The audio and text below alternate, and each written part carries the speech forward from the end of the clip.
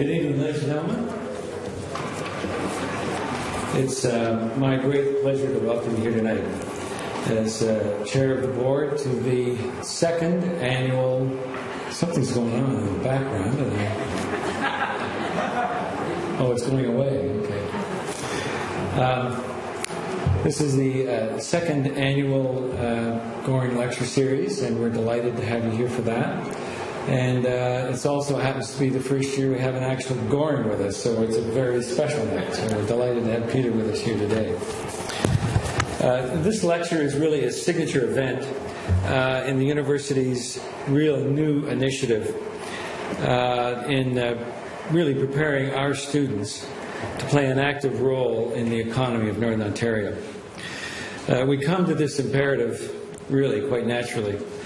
Our city and our region are rooted in the power and the insecurity of living in a natural resource economy that is almost always either on its way up or very quickly on its way down.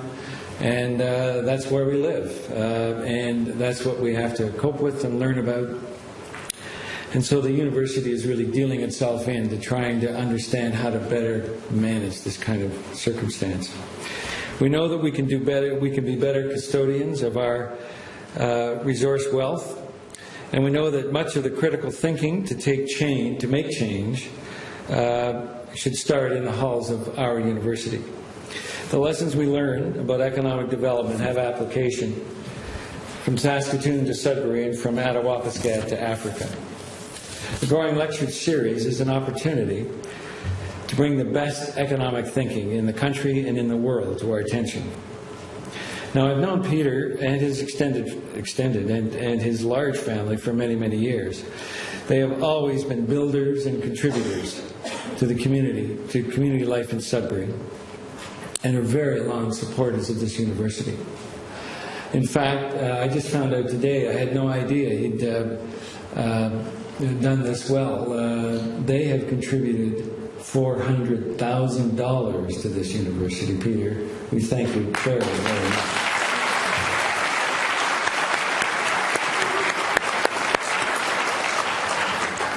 I had no idea he had that much money. I would have asked for a lot more for this lecture series, Peter. You were got it all. You were holding out on me, man. Peter will, of course, have a chance to speak with us later. But I think it's important to remember that how this community has responded for so many years to its travails is usually a group of people who are like-minded, determined, and they set about a project. And part of what we're doing here, not just with the lecture series, but with what the university has undertaken, is to transfer that energy from just the ad hoc response to problems to trying to institutionalize a culture that is ready to go, that knows how to do the research, that has the intellectual capital to be able to attend to these issues, because that's our role. That's what we need to be doing. And so this evening, as well as the other activities that the university is undertaking in this area, is all attending to the institutionalizing a proactive culture. And now I've sort of said some of the things I wrote and some of the things I didn't write, so I hope I don't read the same thing all over again. But I want to first remark on how delighted we are to introduce you to tonight's guest. He's a national public figure and brings in a unique and a valuable perspective on one of the biggest economic development stories, really, in Northern Ontario and in the country. He's also, in the opinion of his friend Floyd Logren, our former chair, a better piano player than Stephen Harper.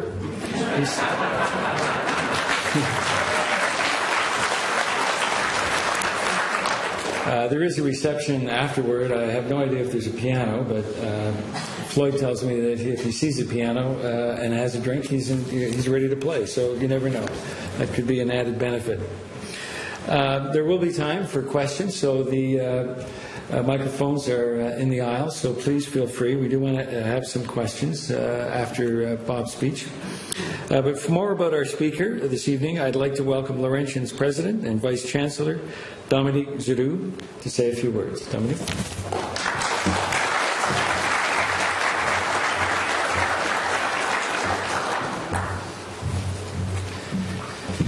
Thank you, Michael. Ani, Bojo, Kwekwe, Mami Kwendan, Juik Miek. Good evening. C'est vraiment un plaisir de vous accueillir ce soir au nom de toute la communauté universitaire, des membres du Conseil des gouverneurs, du personnel, des étudiants et du corps professoral. Le développement économique durable dans le nord de l'Ontario revêt une importance capitale pour toutes les personnes qui y vivent et qui travaillent évidemment dans ce coin de pays, et c'est particulièrement important pour nous, ici à l'Université Laurentienne. En tant qu'établissement enraciné dans le Nord depuis presque 54 ans, en fait, on va célébrer notre 54e anniversaire à la fin du mois, l'Université Laurentienne occupe une position qui lui permet de favoriser le dialogue, justement, en matière de développement économique durable dans le nord de la province. Notre mission nous appelle à créer des espaces comme ce soir, propices au partage des connaissances afin d'appuyer les études et les recherches probantes en ce domaine. Nous sommes très fiers de contribuer à cette discussion par l'intermédiaire de l'Institut nord-ontarien de recherche et de développement, INORD, notre nouvelle école de développement durable du Nord et notre collaboration avec le nouvel Institut des politiques du Nord de l'Ontario. Et nous nous réjouissons aussi de présenter cette deuxième conférence annuelle de la famille Goring. Et comme l'a souligné Michael il y a un moment, il s'agit d'un sujet qui est d'une importance prépondérante, et c'est le thème de la discussion de ce soir, qui s'avère bien pertinent pour beaucoup d'entre nous dans cette communauté et partout dans le nord de la province. Our speaker this evening is exceptionally well informed on the challenges of developing the Ring of Fire region and the necessity of working with First Nations whose territories encompass these important resources. We know him as a long-time figure on the public stage. He served as Member of Parliament from 1978 to 1982, Member of Provincial Parliament and leader of the New Democratic Party of Ontario from 1982 to 1996. He served as Ontario 21st Premier from 1990 to 1995. He returned to the House of Commons in 2008, serving as Foreign Affairs Critic for the Federal Liberal Party as well as interim leader. He's a Rhodes Scholar, author of 4 books, former Chancellor of Wilfrid Laurier University, awarded the Order of Ontario, Officer of the Order of Canada, holder of many honorary doctorates. He completed an important review of post-secondary education in Ontario in 2005, which led to increased accessibility, funding, and accountability. And I had the privilege to lead the implementation of some of the measures he recommended when I was ADM in the Ministry of Training Colleges and Universities from 2007 to 2009. Of course, I'm referring to the good recommendations and the good success in implementation from that report. But specifically, that report had a lot of positive influence for French language learning and Aboriginal learning in the province.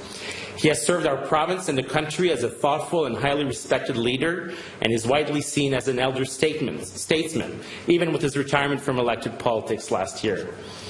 More recently, Bob Rae has been serving as advisor to the Mattawa Tribal Council, advising and supporting the council on the potential development of the Ring of Fire. He's also chairman of the First Nations Limited Partnership in British Columbia and provides legal and strategic advice. He brings a wealth of knowledge, practical experience, and exceptional insight to our subject tonight, and we're thrilled to have him here. Mesdames et messieurs, chers amis, please welcome the Honourable Bob Rae.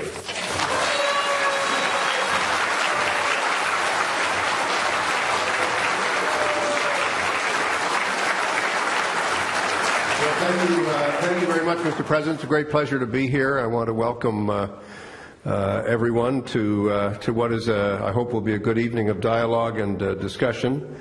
I appreciate the warmth of the welcome that I've received from everyone, and particularly want to thank Mr. Goring for his generosity in endowing this day.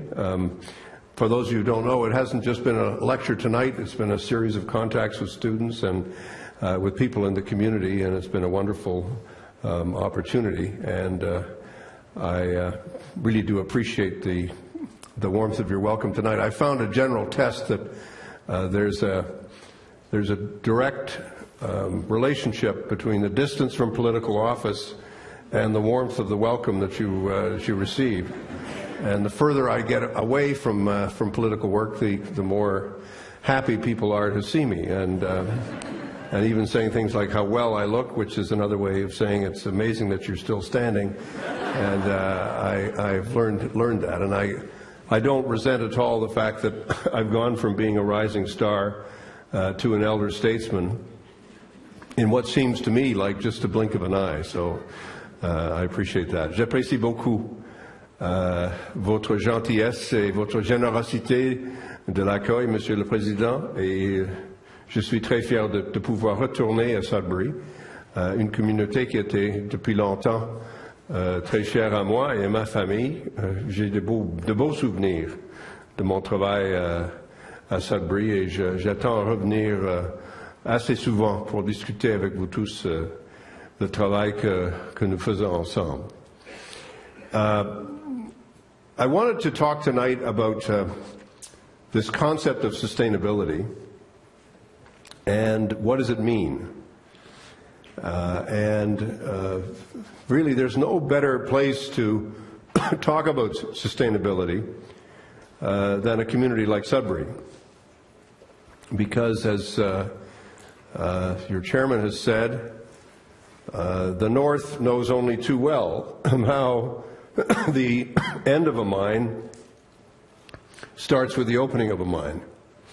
And the question becomes, how do we create sustainability in an economy like that? In fact, a reporter asked me the other day, I was talking about sustainability in mining, and the reporter said, well, how can we talk about mining and sustainability in the same sentence? I said, well, look at the transformation that's taken place in the Sudbury Basin, and look at the transformation that's taken place in the city of Sudbury. In my lifetime, from the time when I was a young assistant legal counsel to the United Steelworkers of America, my first visit to this community in the early 1970s, when there were probably about 20,000 people working underground between Inco and Falconbridge, and where there was a university and there was a hospital, but there wasn't a full panoply of services for the people who were living here. And we now see a community which has far fewer people working underground, but far more people working in a whole diverse range of industries, both connected to the resource sector and not necessarily connected to the resource sector, where the government, if I may say so, not just one government, but a group of governments, have made huge and substantial investments in making communities sustainable and allowing those communities to look to a strong future. And where we've now got Sudbury as a critical hub of, if I could call it, the south-north, which is where I see ourselves situated at the moment. So, if you'll permit me, let me take us on a brief tour of history, where we are, where we've come from, and then turn my attention to the present and the future. Historically, of course, this part of the world was first occupied by people, probably the anthropologists and others tell us, over 10,000 years ago. And it's been a center of vital Aboriginal life for 10,000 years. When communities that had an economy, that had a culture, that had language, that had rules, that had laws, that had a way of life that sustained them. Powerful connection to the land, powerful connection to the water, and powerful connection, spiritual connection to the Creator and to what they thought of as a land that they shared. With the arrival of European settlement, Europeans came to this part of the world with a very different mindset. They came with a mindset that said, well, actually, this land is ours. This land belongs to us. We have title in the land. We divide the land up in parts. And we say, this is yours and this is mine. Europeans came with a view that their religion was superior, their language was superior, their way of life was better, and that the people that lived here were not their equal. And that was an indelible point of view that our ancestors, the ancestors of those of us who consider ourselves to be of European origin, had. That was their worldview. Takes us now into the 19th century when the development begins to move further north and the forestry industry moves further north, the attack on the great Canadian forest, as Arthur Lismer called it, the movement, the discovery of minerals, the development of the mining industry, not a world new industry, but an industry that's been around for, again, thousands of years. And a decision by governments, both pre-Confederation and post-Confederation, that we needed to sign treaties and develop laws that would make this relationship of superior versus others crystal clear to everyone. So treaties were signed whose purpose was to limit the rights of First Nations and to expand the rights of governments, of the Crown. And an act was passed by Parliament, the Indian Act, which further defined who Indians were and are, and limited where they could go and what they could do. There was a time when First Nations communities living not too far from here supplied fish to Chicago, supplied wood to the ships that were sailing on the Great Lakes, and that was all brought to an end. That was all stopped. You had communities that had a powerful relationship to the world trading market in fur. But their rights and position were seriously limited all the way through. And the rights of the Crown were expanded. Meanwhile, First Nations themselves never accepted that narrative, that definition of who they were and what their rights were. They never accepted it. They never embraced it. They always considered themselves to be people who lived on this land and who felt that this land, in an important sense, belonged to them.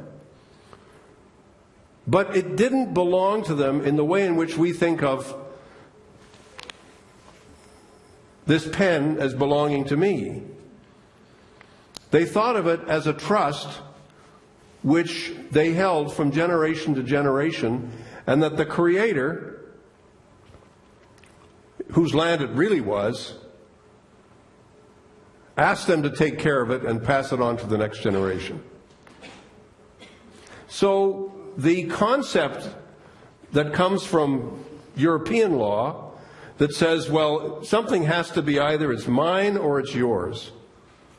There's a definition of what the law is, and that's what we have to fit ourselves into, is a concept that people who actually put their X on the treaty, Treaty 9, for example, in 1905, they would not have understood that concept. They would have said, how can I give up title to something that I don't actually have? All I can agree to is to share something which I have to share with others and to share the land. So we have this multi-trillion-dollar misunderstanding between First Nations and between governments. And that misunderstanding has continued to this very day.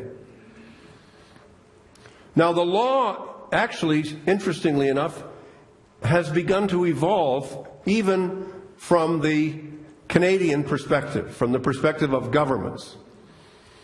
Several things have happened which have actually changed things. First of all, the Supreme Court of Canada said in 1974, you know what? If there was no treaty, and Quebec didn't have a treaty, and BC didn't have treaties, and a lot of places didn't have treaties in the country, First Nations people have not given up anything. And it's not true to say that when Europeans came to North America, that there was no one there. There was this doctrine of law that pertained in European culture that said that North America was what they called terra nullius, no man's land. Parenthetically, I was speaking to a Toronto Star reporter. He said, you're spending a lot of time in the middle of nowhere. And I said, what are you talking about? There are people live there. It's actually, there is no nowhere anywhere. There's somewhere. And it's that attitude that says this is nowhere. I said, well, no, actually people live there. So, you know, get a grip. Learn to embrace it. Learn to understand it. And this change continued in 1982, and I feel a little bit like a survivor here. I was member of Parliament in 1980. I can remember when Mr. Trudeau wanted to patriate the Constitution. I can remember the First Nations leaders at the time coming to see us as members of Parliament and saying, we're not opposed to patriation, but we must see an affirmation of our rights and position in the new Constitution. Don't take away anything that we think we had and we think we have, and make that clear in your Constitution. And Mr. Trudeau agreed, reluctantly, but he agreed. And so in 1982, when the Constitution was patriated, it came with a very important couple of sections. One of them said, nothing in this document takes away from the Royal Proclamation of 1763 or anything else that we think that is seen as granting rights to the First Nations people, to Aboriginal people. And then Section 35 says the rights and title that exist today are hereby affirmed in the new Constitution.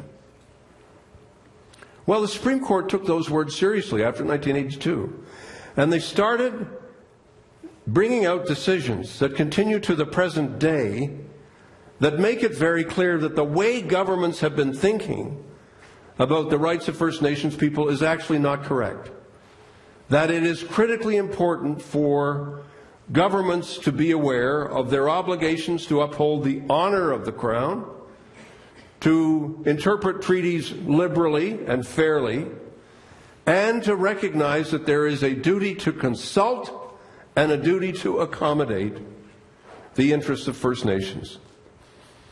There is a relationship, a fiduciary relationship, a trust relationship. There is a relationship in which the Crown has an obligation to treat people fairly. And more, we're seeing in Quebec with the James Bay Cree agreements, in British Columbia with the big change that Premier Campbell has made, and now we're seeing all sorts of negotiations underway in British Columbia, in Northwest Territories, in Yukon, in Nunavut. We're seeing a different governing relationship, a different governance relationship. However, where are things slower to move is in the provinces that were part of the old numbered treaties, and where the provincial administrations have always taken the view that there was no limit on the power of the Crown or the authority of the Crown other than that strictly defined in any treaty or agreement. And so in Northern Ontario, we see people living in conditions which, if they were fully understood, I believe if they were fully understood by a majority of Canadians, people would say this is not tenable in a modern world. There are dozens of communities that have no roads, that have no access to an electrical grid, that have no access to broadband, to the new grid of the future, of today and the future, whose kids start out 2 or 3 grades behind and end up falling further and further behind, where there are serious issues of epidemics, of addiction to prescription drugs, to all sorts of social and other issues, where housing is terrible, where unemployment is at 80 and 90%, where there's hardly any work that connects people to a livable income other than what you get from the government, whose communities themselves live in poverty and are either in a state of co-management or third-party management from the federal department, and where conditions are ones of, frankly, are unacceptable in a country that wants to hold itself up as a beacon to the world. But the one thing that holds these communities together is their attachment and connection to the land, and to the water, and to the world that they have always known. But these are places that are troubled. And in the middle of this comes the potential, as took place in Sudbury in the late part of the 19th century and the early part of the 20th century, of a great mineral find. And great mineral finds are part of the life and culture of this part of the world and life and culture of all of northern Ontario. But the frontier is moving further and further north. The last time we went through a great period of development, the companies didn't accommodate and consult. The governments didn't accommodate and consult. And it has to be said that the great mineral explosion and development that happened in the Sudbury Basin and elsewhere totally marginalized the First Nations people. They were not part of this. Some were. There were some exceptions. But for the most part, not at all. The question now is for the province, are we going to continue to do things the way we used to do them? Or are we going to do things in a new and different way? Le défi qui existe dans la province d'Ontario est une question très simple. Est-ce que nous allons avoir un développement qui est comme on a fait les choses dans le passé, ou est-ce que nous allons créer de nouvelles opportunités pour les gens qui habitent dans leur territoire, qui ont des droits constitutionnels qui sont reconnus de plus en plus comme importants, et où accepter la continuation de la vie comme elle est complètement inacceptable. Ça, c'est le défi. So I come back to my question. What is sustainability?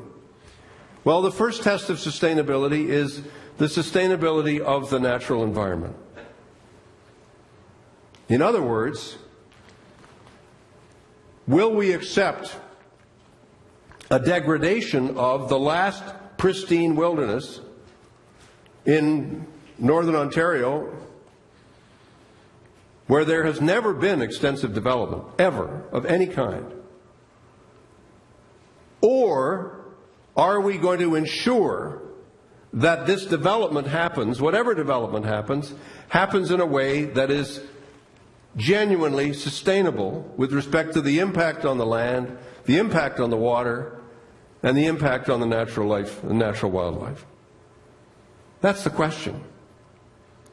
And if we were to follow the way things have been proposed to do in the past, a company would send a box that would be full of documents to a community and say, this is what we plan to do, please give us your responses over the next few weeks. Well, walk into any band office in the far north and ask yourself the question, is that a reasonable way to proceed?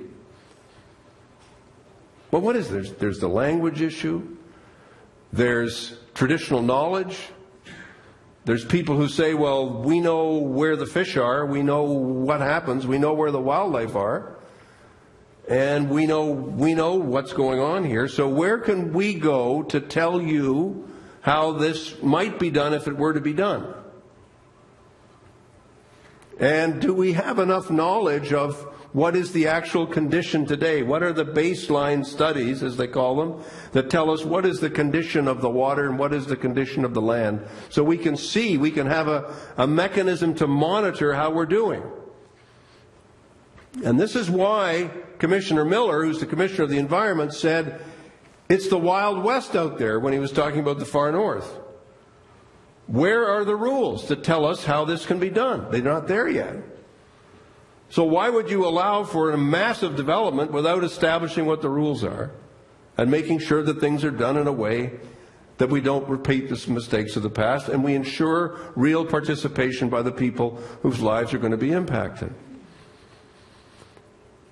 It's interesting to me that I have heard, of course, opposition to development, but I've heard more questions about how we can make development work than I've heard people say no development at any cost. And it's not just a question of the sustainability of the environment, it's a question of the sustainability of communities. But to be genuinely sustainable, communities need an economy. They need an economy that produces jobs and work and wealth. And right now we don't have that for a great many of the people living in the far north. The economies that they had have not been able to survive. And so we have to deal with how do we ensure that the development that happens will actually create work and wealth and opportunity for the people who are living there. And that needs to happen. That's how you create a sustainability of communities. And finally, there has to be an overall sense of the sustainability of these enterprises from the perspective of the whole of the economy of the province of Ontario.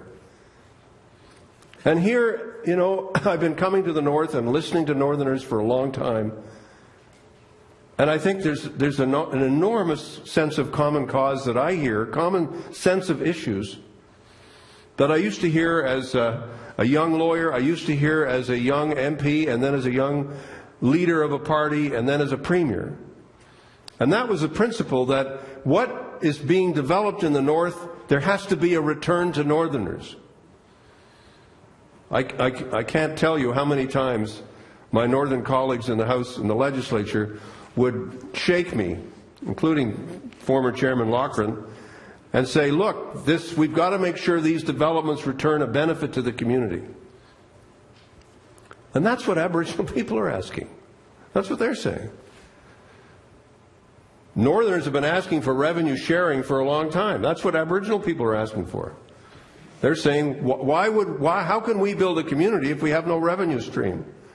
If all we have is revenues, is waiting for the government to give us a handout, isn't it better to say, well, no, we're going to move away from the handouts. We're going to move to a position that you will become genuine economic partners in the enterprise.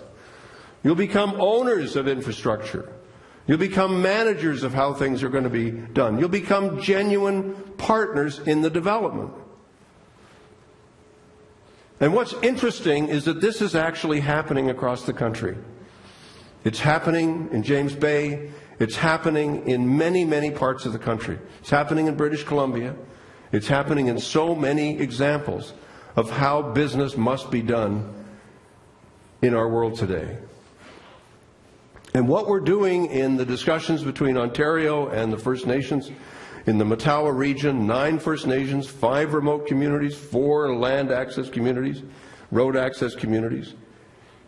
What we're doing is trying to create a framework in which the proposals for development can be discussed and in which we can have at the table, not coming in later on, not coming in after the thought, not being saying, oh, wait a minute, we've got to do something for the First Nations, we've got to do something for these folks. Let's see what we can do. That's not going to work. It's not going to work because that's not the direction of thinking among First Nations at all. Not opposed to development, but insisting on a new sense of partnership. And that's what we're trying to negotiate in good faith. There was some legal challenges to where the federal government was going on the environmental assessment because, as you know, environmental assessment federally has been dramatically denuded by my piano partner, Mr. Harper. And so what the First Nations said was, actually, we would rather negotiate with the province and figure out how to get a place at the table than spend all our money fighting the federal government in court. And that decision has helped us to move forward with the province and say what's going to go. Now, before I get to question period, I just want to make a couple of comments because I know a number of people will say, well, you know, there was a proposal and we were going to have a large activity here in north of Capriol. We're all going to be connected to this project. You know, how has that happened, and where are we going to be, et cetera, et cetera? Is the road going to be north, south, going to be east, west? And my answer to all of that is twofold. One is, one of the things I learned in politics, if I learned anything, is that government doesn't control everything. There's a place called the marketplace, and the mining marketplace goes up and down. If prices are really, really low, revenues for companies are low. These mega projects that are being proposed around the world, boards of directors are looking at these projects and saying, well, let's have a harder look at them and let's understand what their implications are, because the overruns and the cost of these projects is often greater than what it's supposed to be at the beginning. So let's try to have a harder look at that. And that's going to happen in the mining marketplace. And we can't force a company to say this is our proposal. All we can do is create a sense of assuredness and security and certainty about what are the rules of the game going to be and what are the things that have to happen in order for projects to be assessed. And that's what we hope to do. That's what we're trying to do and trying to create. And that's what will be created, I believe. I mean, I have enough sense, I hope, there is a momentum in this process that will create some greater degree of certainty for everyone, including First Nations. And the final thing is to say to everyone, it's important to get this right. It's important to understand that we have not always done things right, and that there needs to be a hard look at a better, more sustainable way. I talked about this community. I'll just close with this thought. The development that first took place in Sudbury was not pretty. I don't know many of you have seen the pictures, but, you know, there was a lot of environmental destruction, a lot. There was a lot of destruction of the air, of the land, of the river system, of the waters. And for a generation and generations, local communities, local workers, they insisted on improving health and safety conditions. I'm thinking of the passing of my great friend Homer Sagan, who was such a wonderful source of support to the community and such a leader in health and safety at a time when it wasn't popular, at a time when it was very controversial to say and do the things that he was saying. But he was insisting that workers should not have to die from industrial conditions because they're working in a mine. But the community should not have to be polluted and die because of that happening as well. And slowly but surely, we built a series of changes and of developments that effectively changed how things were done. The mining that's happening today is nowhere near like what the mining was happening 30 years ago, 50 years ago, to say nothing of 100 years ago. And I think that the message that I'm hearing very loud and clear from First Nations leadership in far north of Ontario is, frankly, not that much different from what I heard from leaders of the steelworkers and leaders of the community in this city 30 years ago, or 40 years ago, when, God love it, I started my political career. It's the same spirit. If there's going to be development, it should not be at our expense. If things are going to move forward, we have to make sure we get the environment right. We don't have that many shots at getting this thing right. We've got to do it right this time. We want the development to benefit us and not simply development benefit the companies or Queen's Park. And we want to do it in a spirit of partnership. Give us a chance to participate. Give us a stake in this future. I happen to think it's really exciting because we've got a chance now to do something that can be transformative. It can be, if we get it right. It can mean a significant change in the quality of life and in the ability of people to provide for themselves and their families and for communities to become genuinely sustainable. And if we get it wrong, it'll be yet another missed opportunity. And I want to make sure that we get it right and don't get it wrong. I can't promise that we'll be successful, but I think it's an important effort, not only for First Nations, not only for Ontario, not only even for Canada. But coming back from the PDAC conference as I was coming back the last couple of days, this is a world issue. The question of the relationship between the resource sector and the Indigenous people of the world is an issue that will not go away. It's one of the great issues of our time. And we need to understand where we fit in and where we are placed in that great set of issues. It's a great honor, Mr. Chairman, Mr. President. It's a great honor to be here back at the Laurentian and in Sudbury again. It really is a pleasure to be in front of this audience and to be able to share some time and thoughts with you. Je veux vous remercier du fond de mon corps pour l'accueil si généreux que vous m'avez donné. And I'm now glad to go back into the gladiator phase of my life and answer your questions and hear your arguments, and want to express my appreciation to you for the welcome here. Thank you so much.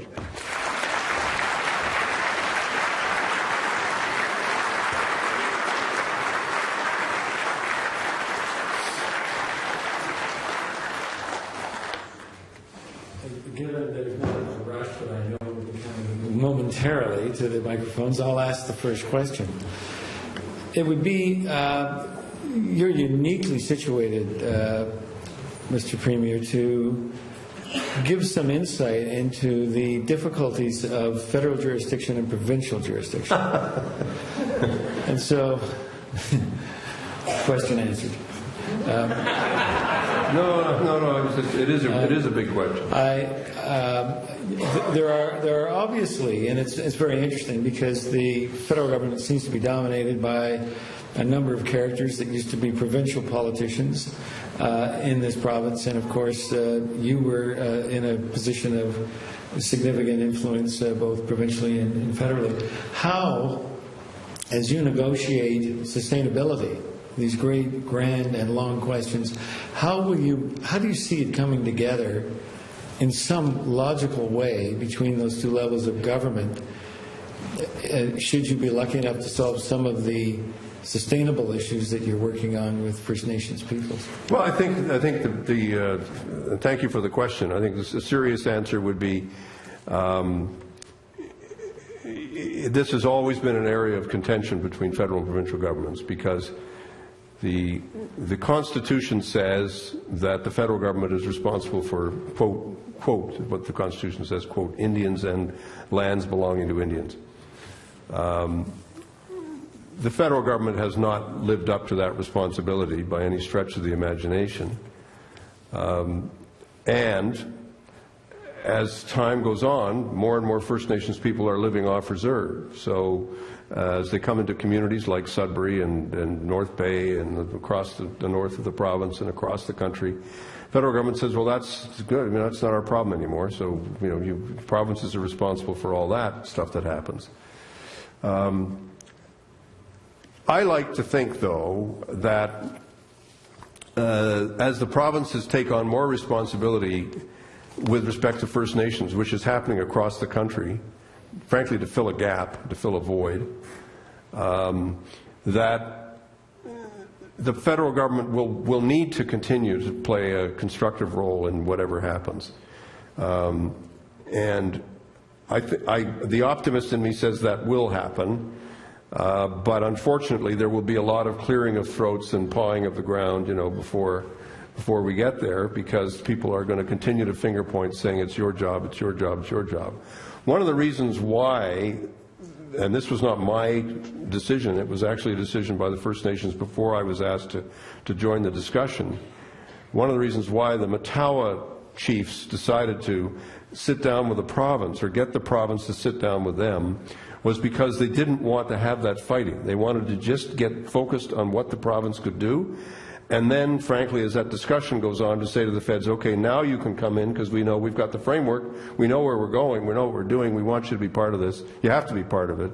If we'd gotten everybody together at the same time, this would have been a dance that would have gone on for a very long time, and we didn't want that to happen.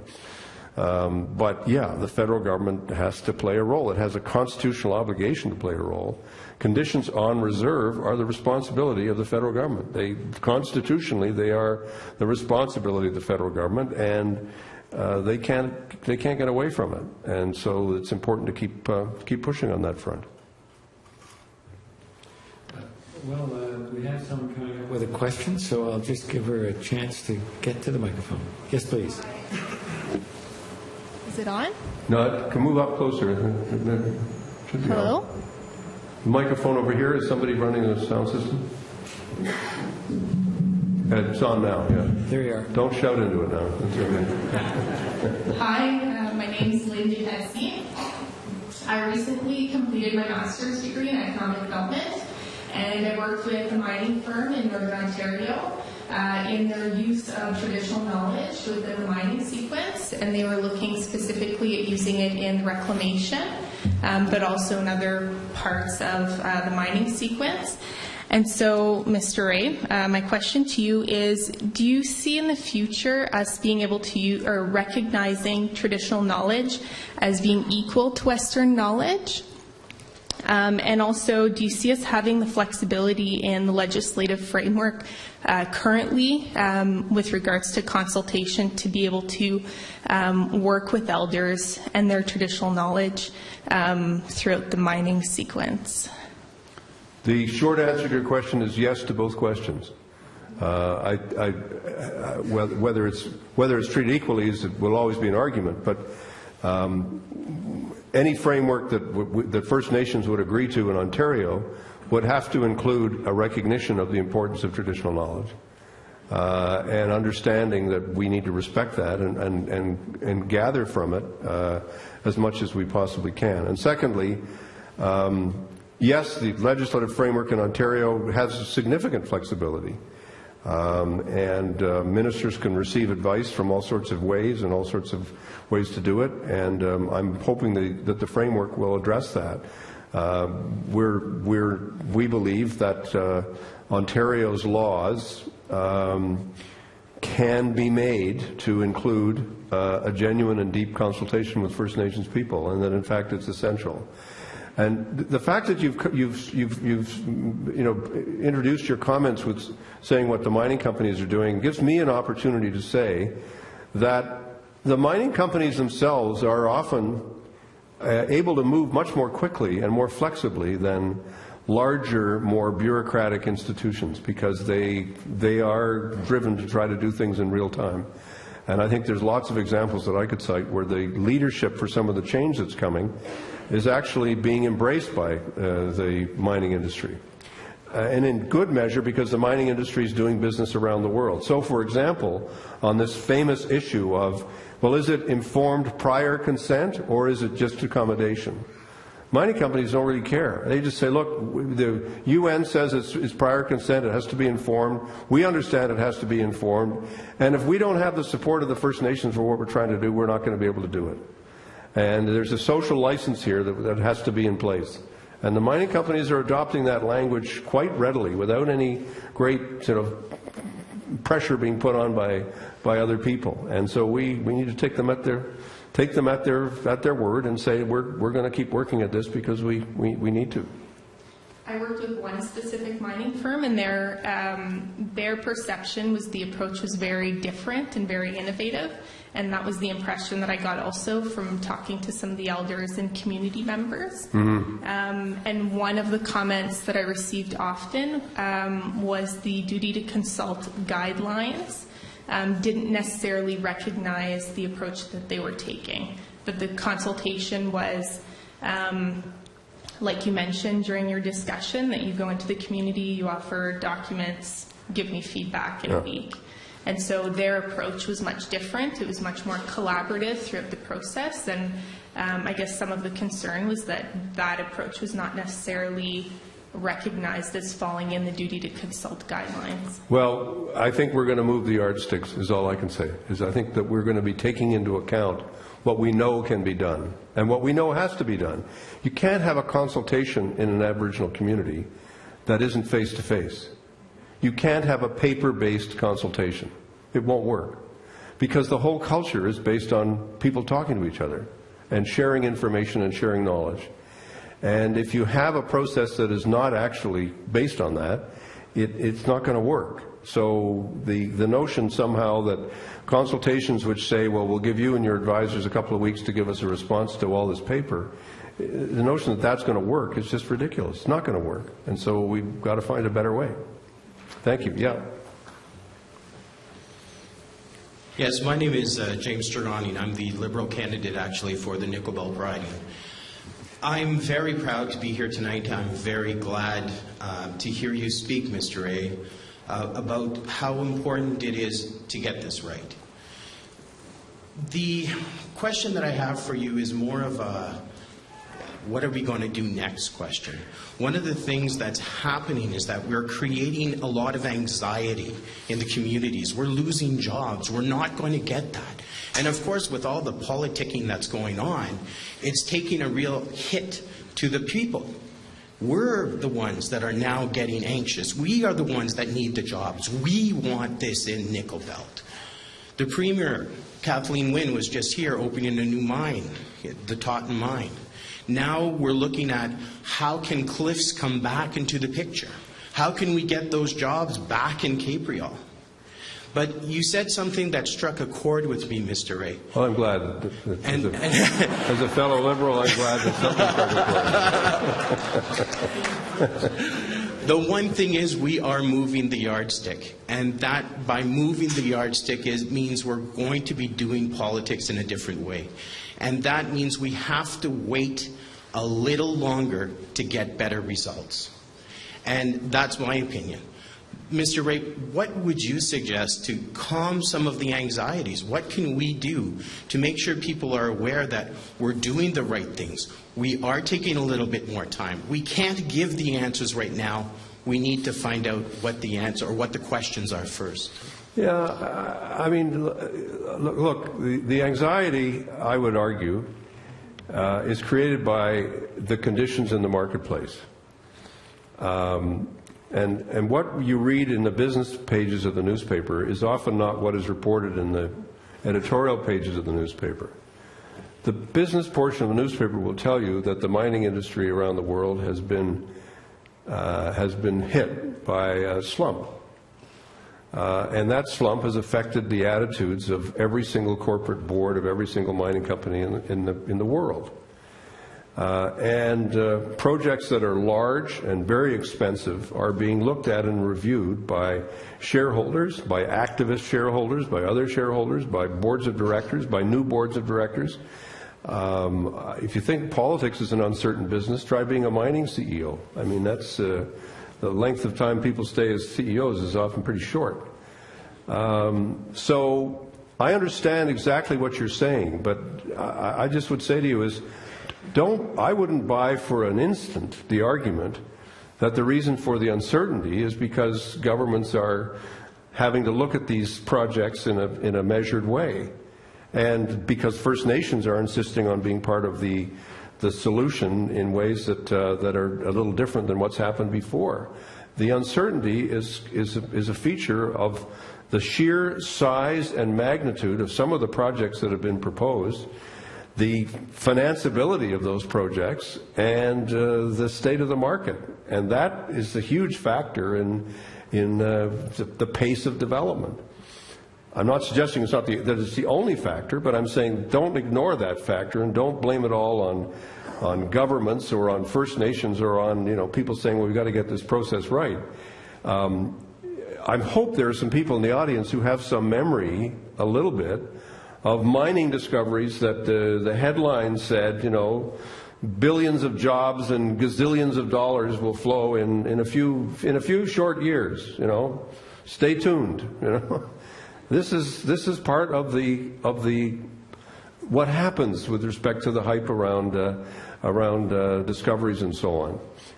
I think that a mineral find in the Ring of Fire is huge.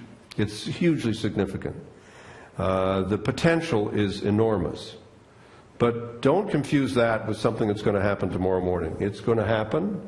It's going to take time, but it will happen. And it will happen in a way and at a pace that fully accommodates the interest of First Nations, as far as I'm concerned. And that is something that just is the way things are right now. As for how things will work through, all we're doing is that no views on that. All I'm saying is the framework and the process by which these decisions are made has to be fully transparent and has to involve the First Nations as well as other communities. Yeah, thank you. And good luck, by the way, in Nickel Belt. Yeah. Yeah. My name is Mike Loken. I'm here representing the Ontario Society of Professional Engineers as a member of the Ring of Fire Working Group. Recently, the Ontario Chamber of Commerce released their assessment of the potential in the Ring of Fire deposit and listed out what they believe are the main roadblocks in developing the deposit. And the most interesting one from OSFI's point of view is the lack of understanding and knowledge that spans the province, where in Northern Ontario, a vast majority of the businesses and people surveyed believe that the Ring of Fire would have a very positive impact, and in areas outside of the north it was below 12% of the businesses and people interviewed believed that it would have a positive impact. The economic assessments all say that this will benefit the entire province and benefit the country. How do the chiefs of the Matawa believe this is impacting their involvement in the Ring of Fire, and how do they see their involvement increasing awareness of the potential here and of the issues surrounding it from that standpoint? Well, I think the chiefs will speak for themselves. I mean, I think it's important to appreciate that they have been promised many things by many different governments and by many different companies over many years, and not a whole lot of those promises have come true. So they approach this with the spirit of convince us that what you're doing is real, and people want to participate in the process. As I said before, I have no doubt at all that the mineral find that is there is extremely significant, and if it's developed properly, it will have an enormous impact on the communities that are there and on the rest of the province and on the rest of the country in many respects. I have no doubt about that at all. But I think it's important not to confuse that statement with saying, well, this is something that's coming next year, or this is coming next week, or this is coming next month. Because, as I said, I think even in the Chamber document, and I was on the panel at PDAC with one of the people who wrote the report, and I think there really has to be a much deeper appreciation of the economics of the mining industry at the moment, and people who understand that some of that uncertainty is not created by governments, it's created by the harsh financial and fiscal realities of what the mining industry is going through. And I think that needs to be understood, because I think otherwise people are going to have quite unrealistic expectations as to A, what and when is going to happen, and B, who's responsible for the holdup. In my view, we didn't make the decision that the Cliffs would put the project on ice. That was not a First Nations decision. That was not a Government of Ontario decision. It was not a Government of Canada decision. It was made by a company. And if you read, as I said, the business pages, you'll understand that in part, it was made by a company that had a new CEO, was just elected, just chosen, had a new board of directors that were looking hard at all the capital projects they were engaged in. They've closed down mining operations in Wabash. They've put other projects on ice, and other things are looking at development around the world. So that's the context in which these decisions are being made. It's not a decision in which they're letting everything else go and they're making billions of dollars of new investment. And I mean, you know, I was talking to people at the PDAC who said there are projects in Chile that were supposed to cost $5 billion that ended up costing $8.8. Well, a board of directors comes in and says, well, this is new money here. We got to figure out what to do. How do we deal with this? So that's one of the things we have to cope with as we look at the pace of development of the Ring of Fire. And it has nothing to do with whether one government is succeeding another government. That will, of course, become the subject of the news pages, because politicians are going to want to blame each other. I used to be in that business. I'm not in that business anymore. There is no blame here. There's a matter of understanding how we get to the next phase. But is it an important potential development? It's very, very important potential development. It's huge. Hello? I don't think this is working. It will work if the patient. Yes? Yeah. Okay. I'm wearing a green hat tonight, and I have some concerns about the development of a mining project that's going to be partially mining and smelting chromium. And I'm just wondering, with a province that hasn't ever done that, in a country that we haven't smelted chromium, have we got the regulations? Is there stuff in place? Can the First Nations make sure that happens? I think the question is a good one. I think the answer to that is we will have to have them if we're going to allow the development to proceed, because there are issues. There are lots of issues. There's issues of a huge open pit mine and what is essentially a large wetland, and how you deal with the impacts that's going to have on the waterways and the water systems. We don't really know what that is, I would say. I mean, I think we all have to look at it and say that's a big project. That's the Cliffs proposal. The Noront proposal is a much smaller proposal for an underground mine in which the tailings will be put back into the mine. So there's a different set of issues that arise from that development. It's also not a chromite proposal. But look, I mean, there are countries that make chromium and that have chromite, and it is a factor in the making of stainless steel. It is a very valuable product potentially, but we do have to make sure that whatever is done in a way that is safe for the health and safety of people who are working in the industry, and which will not have a long-term negative impact on the environment. That's the definition of what an environmental assessment is supposed to do. It's supposed to make those assessments and recommendations as to how to go forward. Well, I've been very involved with the assessment to date here in Sudbury, and I really don't see that as part of their process. Well, I think it's something that we need to work on, because one of the things we're going to be doing in our framework is looking at the environmental assessment and looking at the whole issue of environmental monitoring and the need for a broader regional approach that goes beyond just a narrow proponent-driven approach to the problem. Yeah, sir. Sorry, it is on. My name is Michael Toms. I'm passing through from Vancouver Island University, where I teach, and saw a poster this morning, Bob Rae. Wow. So I'm here. Okay. And what a disappointment you must be. Yeah. So I'm going to try and pull some threads here together. So you've mentioned baseline data. So baseline data is critical. We need baseline data on each fish species, the wetland plants, the air, the atmosphere, the earth, the soils. We also need baseline conditions on domestic situations. What is domestic violence? What's poverty? What are these things? How are we going to leave this place a better place after the mine closes? Which brings up environmental bonds, it brings up sustainability, the Brundtland Report. But sticking with baseline, the purpose of baseline is to watch for deviation from baseline over time. Now, you have mentioned we're in a bit of a lull right now. So, Mr. Rae, if I can spare you, and if it's not unfair, turn to Laurentian University, and as a fellow university faculty member, say, what are we doing as universities? Now's the time to act for us. Aboriginal youth, in 4 years, could be working collecting water samples, dust precipitation samples, documenting community health, community well-being, domestic violence, poverty. and they could be tracing the deviations in baseline. This requires trained Aboriginal biologists, trained people in wetland environmental studies, trained people in animals, flora, fauna, economics, the whole works.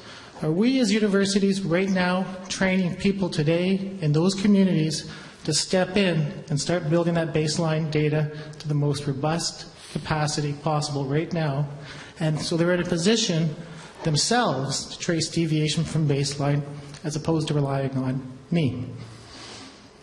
Well, you make an excellent point. In fact, David Pearson and I were having exactly that conversation an hour and a half ago. And we're lucky at Laurentian we have the Canadian Centre of Excellence to do that work. And that work has been going for the last several years in terms of what experts are doing. But the real challenge, or the next challenge, is to do exactly what you've said, which is to make sure that First Nations people themselves are able to do the monitoring and are able to do the gathering of information and the gathering of knowledge.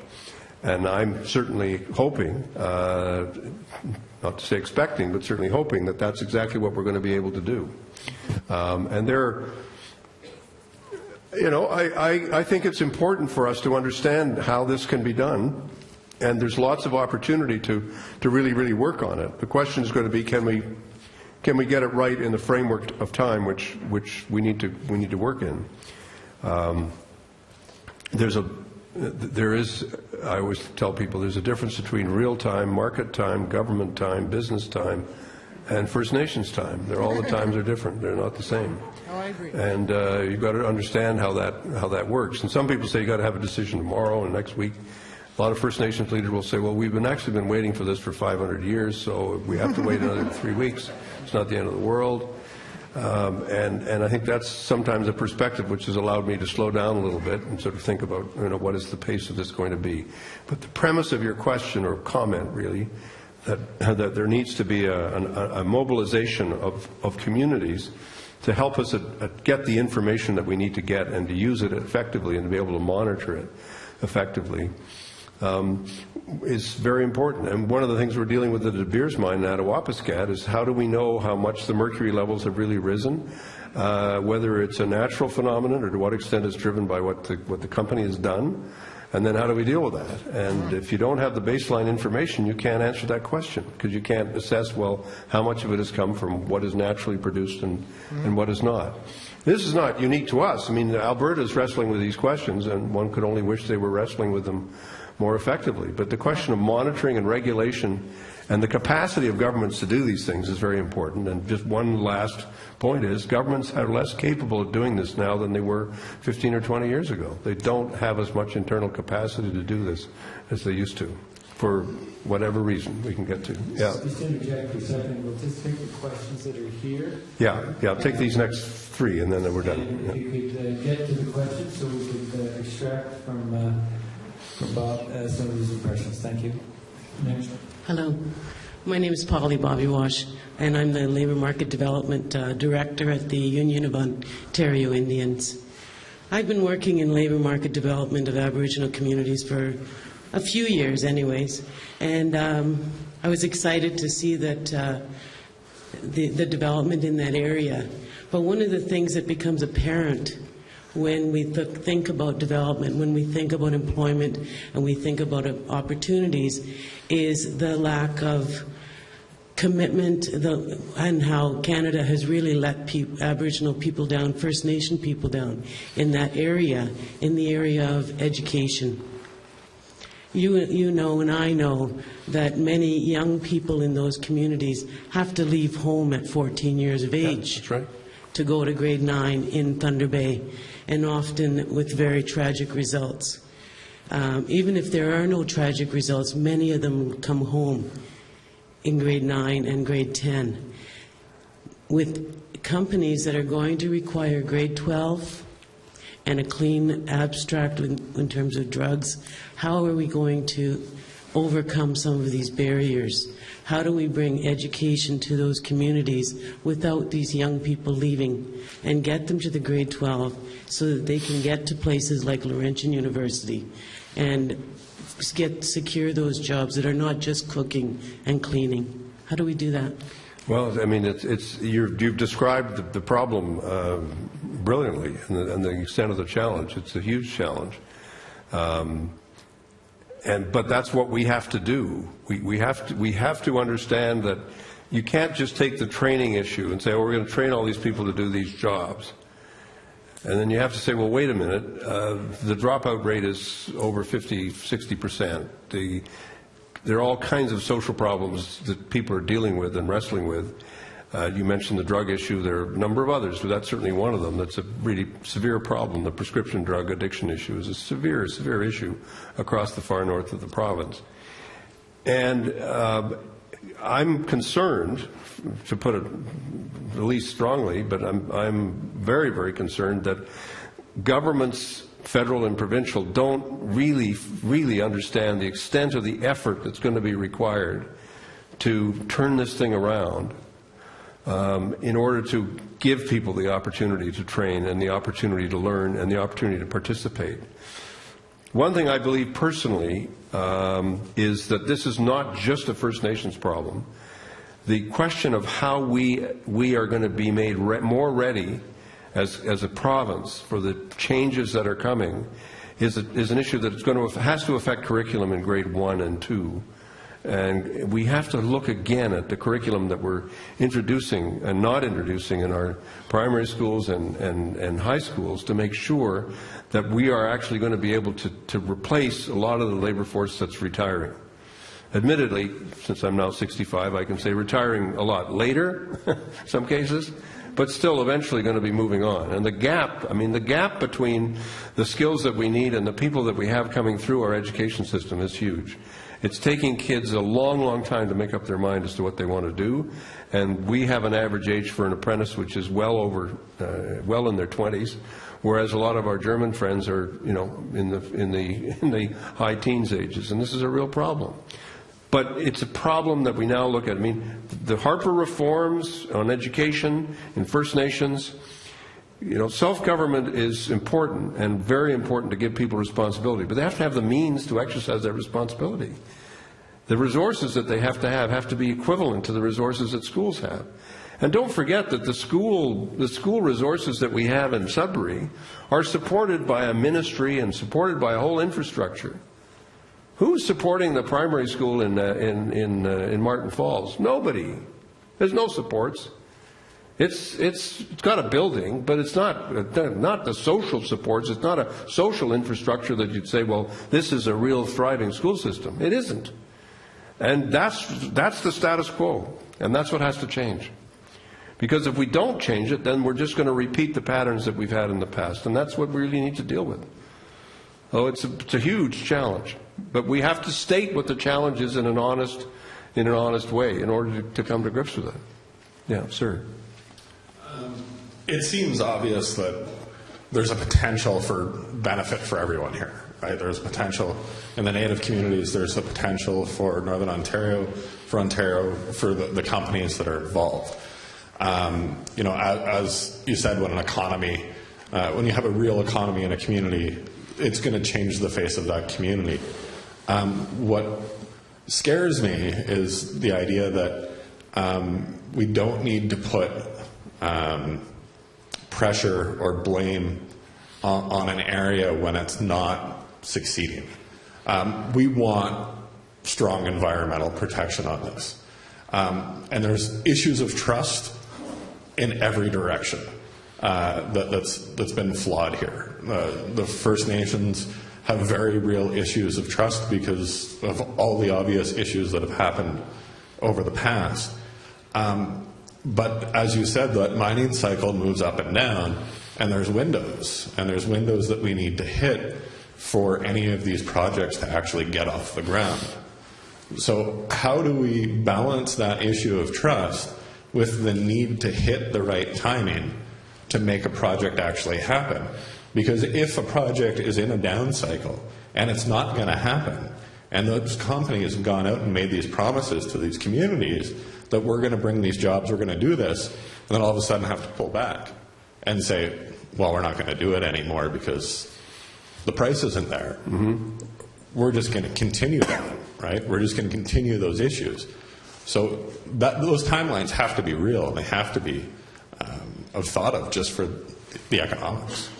Yeah, think of me as a duck going through the water. I might talk the language of serenity and how we all need to be calm and everything. My feet are really working hard. I'm paddling away and I'm just doing everything I can to get there. I don't believe that we should take forever to get this done. I think we should work hard to make real progress, and I understand the need for that kind of progress to be made at a table, and I also think it has to be made in the real world. All I'm trying to say is don't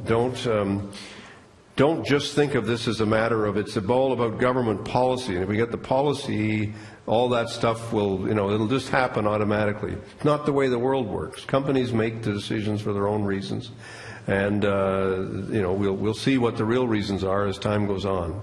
And I just think it's don't take what I've said as saying everything's hunky-dory and we don't need to meet any targets. I want us to move forward on a framework agreement. I want to see it done as soon as possible, and I'm doing everything I can to get it done. And to be fair to Mr. Iacobucci, so is he. We're really both working very hard and really trying to get to a better place so that the real discussions can actually happen. And we can get down to a substantive discussion about the environmental questions and the others that have been mentioned tonight. Yeah. Last question, sir. Hi, my name is Bruce McCumber. We spoke briefly this afternoon. Yeah, twice we've spoken. Yes, good to hear from you again. Given the fact that treaty inherent rights are in perpetual denial, and this speech or this talk you're giving right now is titled Mining and First Nations Sustainability is the Only Option, then do you think it's fair to say that you mean to sustain corporate rule over the people in so-called Canada, to sustain the denial of treaty inherent rights and so on?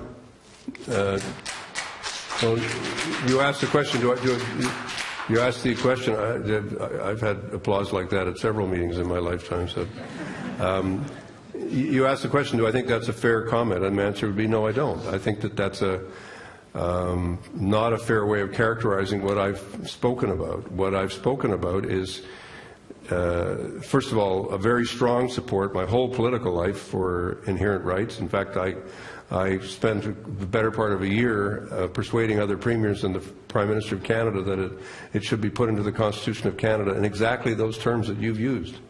The inherent right to self-government, which I believe needs to be in our Constitution, and the importance of protecting title. So that's part of what I think, and part of my DNA as a Canadian politician and public figure. I also think that without sustainable economies, it becomes very hard to have effective governments, and that it's the absence of effective economies that often creates the challenges for those communities. And those communities will decide themselves what kind of corporate or business activities will or will not be acceptable to them. They will make that decision, and they will make that assessment. It won't be made by other people. It won't be made by me. It won't be made by others. It'll be made by them. And they will decide the nature of the partnerships that they will accept and participate in, and nobody else. And that's the way it should be. Okay. I see that there's one other person, a journalist. I'm addicted to questions. It better be brief and quick, and we'll have one last question. Good evening, Mr. Rae. I just have a question about political economy. Is it a new notion to the Aboriginal communities that are sitting on the land where the mineral deposits are found? Is this notion of political economy new to those people? So once they come in and extract the resources and they're going to leave, presumably there's going to be some thinking on their part as to how they've been thinking about mining for the past 500 years. There's also what's going to be left afterwards. So chromite's huge. You've got a woman here talking about how children can't participate in the process. You go and extract the resources in any means. Are you leaving behind Queen's Athletic Field? And I guess the other part of it is, how much synergistic thinking has been going on? There was something that came out of the U of T, I think, 20 years ago. Could we have that question? I hate to interrupt, but we're running quite... Well, the notion of political economy being introduced to the native communities that are sitting on the land where the mining extraction is going to occur and their participation in it. How new is that? And then the second question is about synergistic thinking, about political economy, and then, he brought, the fellow at the podium here brought up the federal and provincial relations. What you're talking, as far as I can tell, the chromite deposit is a strategic deposit, and it's huge strategically. Thanks for your time. I don't mean to be a bother. No, it's fine. It's not at all. It's a good question. I'll try to be brief in my answer and to say that, yes, of course, the notion of political economy is deeply ingrained in First Nations thinking. This connection to the land is profound, and the idea that the strength of a community is related to how well the community is functioning, which relates directly to how well the economy of that community is functioning, is very important. The people who live in the far north, who live in remote communities, many of the elders have memories of a time when the political economy of those communities was actually better than it is today.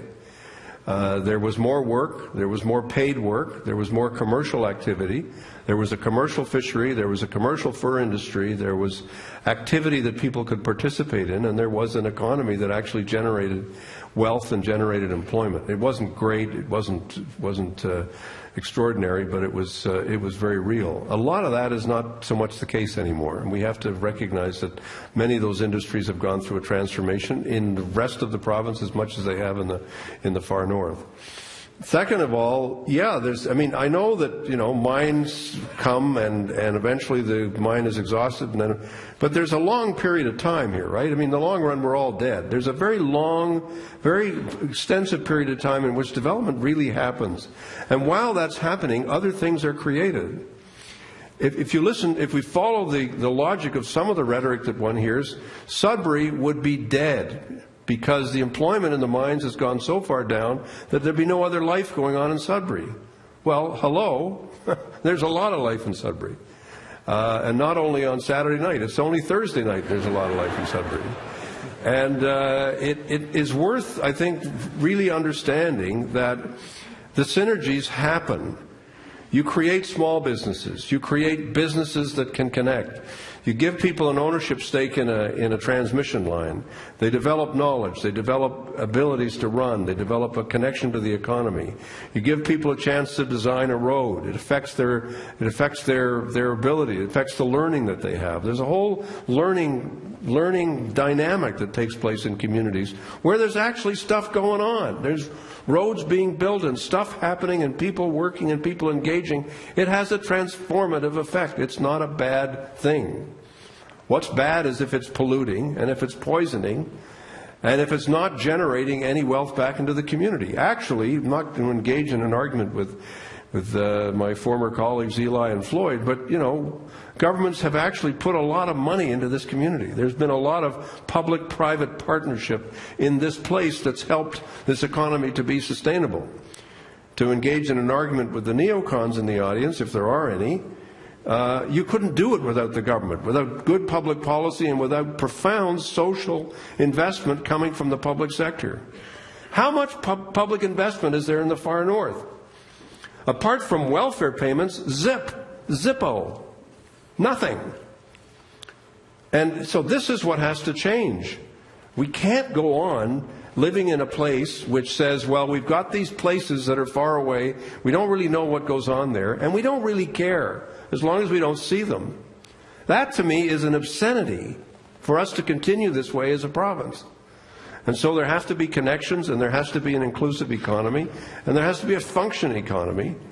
And I'm a great believer of what I call the Billie Holiday School of social philosophy, where she said, I've been rich and I've been poor, and rich is actually better. And it's important for us to remember that as we go forward. Thank you.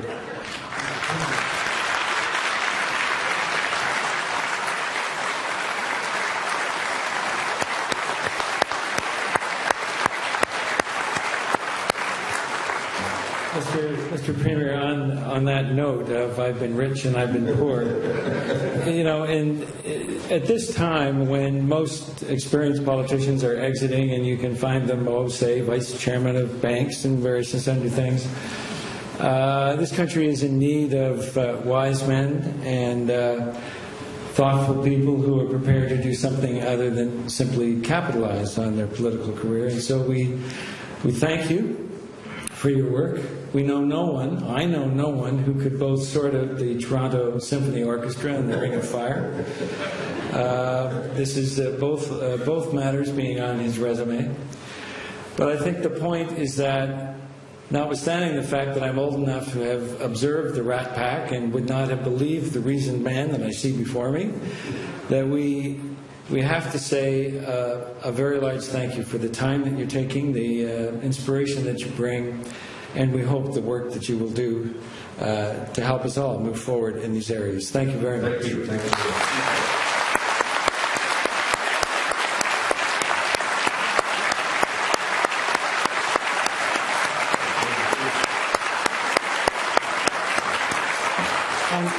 I'm hoping that you'll reserve your attention in a moment for our sponsor. Our sponsor is Peter.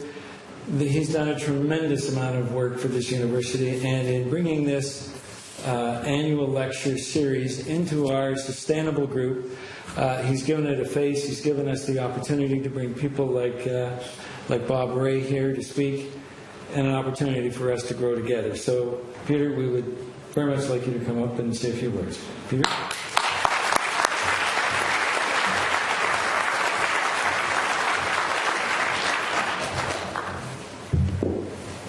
Thank you, Michael, for those kind words. And when I graduated from this university in 1967, for a period I was the bilingual announcer for the Voyageurs basketball team, but I will not try to offend anyone's ears by letting them know what has happened to my command of the French tongue after living in Toronto for 47 years.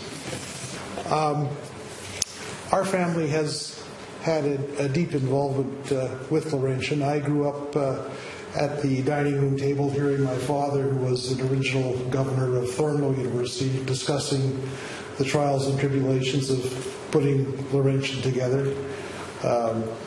My brother and I both graduated from this university. I attended here in 1964 with the initial class that opened this university, all 430 of us.